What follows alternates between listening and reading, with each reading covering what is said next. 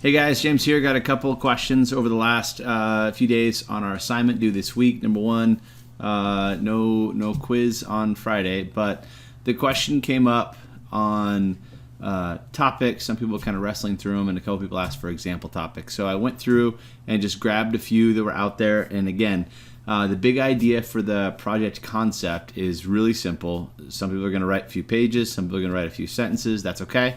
The idea is you're just thinking about what it is that you want to do.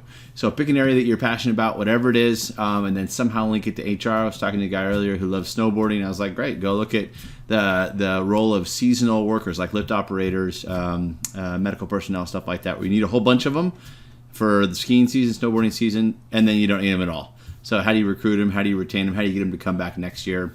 That was it for snowboarding. It can be whatever you want. It's totally up to you. But lay that in there in Canvas on Friday, and then I'll be able to go through it and give you some feedback. And it's just to get the wheels turning, only because to make the video and to do a good job, it's almost impossible to do a couple of days before. So I just want it in everybody's head. So you can see I got a few ideas here on the screen. This is stuff that just came out. I'm really flexible on whatever it is that you want to do for your video. One was the 32-hour work week. It's been proposed now for a couple of years. What would that look like if we didn't work Monday through Friday? We worked Monday through Thursday, and it was still full-time and all that kind of stuff.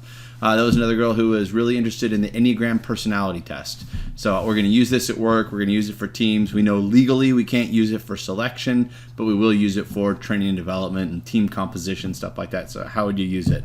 Another one is on drug and alcohol treatments. So you have somebody at work, maybe there's an accident, give them a drug test, right? They bust a positive on whatever it is.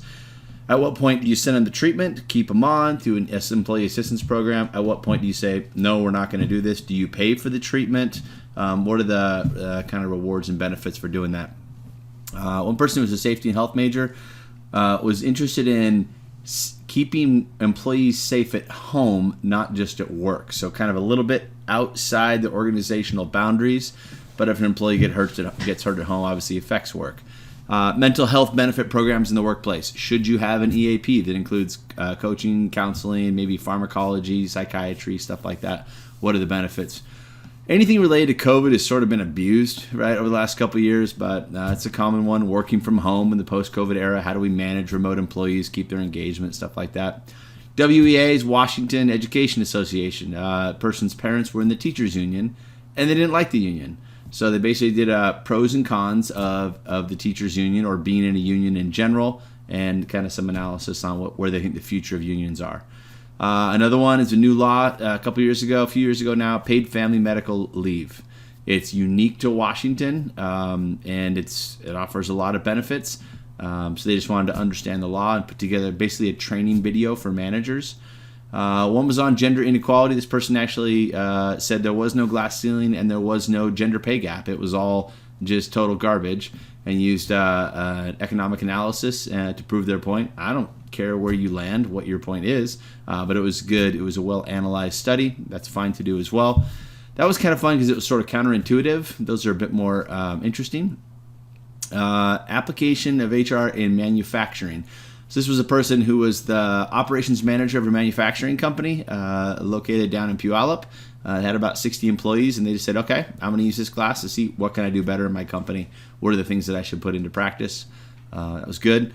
Diversity and inclusion in the workplace. This was another counterintuitive one. This was a person who suggested we need to stop all diversity and inclusion training, that it actually creates barriers. It doesn't create unity. They made their argument. Again, whatever argument you want is totally fine, but they were looking at that training in the workplace.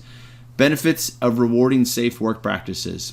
So if you pay employees to not get in accidents, do you save money in the long run, was that question. Labor shortage, specifically the skilled labor shortage. If you need to find a welder, an electrician, or a plumber, good luck. So what do we do about that? We as HR people, or even nationally, federally, what should we do about it? Another person had been discriminated against because of their hair. So she wanted to do her research on historical discrimination based on African American hair or hairstyles. Has to do with uniform guidelines, personal grooming and dress guidelines, right? That some companies have, stuff like that. Impact of remote work on employee engagement post-pandemic. Yes, okay, it's there. It's just boring, but it is there. Last couple. This person, my dad owns a civil construction company. He has pressure to join the union. Should he join the union or not? They did an economic analysis. That was cool. How evolving technology changes the recruiting process. If you've ever applied to a job online, that used to be somebody's job and you just took their job. Technology, in a sense, replaced them. So how is it different now with what are called ATSs, applicant tracking systems? Last one, the benefits and consequences of a generous paid time off policy. If you let people come and go as you want, what are the benefits to that in terms of retention? What are the consequences or the cost of that in terms of lost labor, things like that? So hopefully this jogs some ideas. If you have an idea you want to bounce off me before Friday, no problem. Just shoot me an email or we can jump on Zoom or whatever.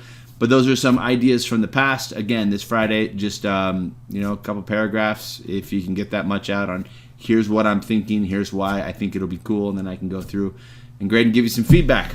So that's it. Hope you're having a great week and looking forward to seeing these on Friday.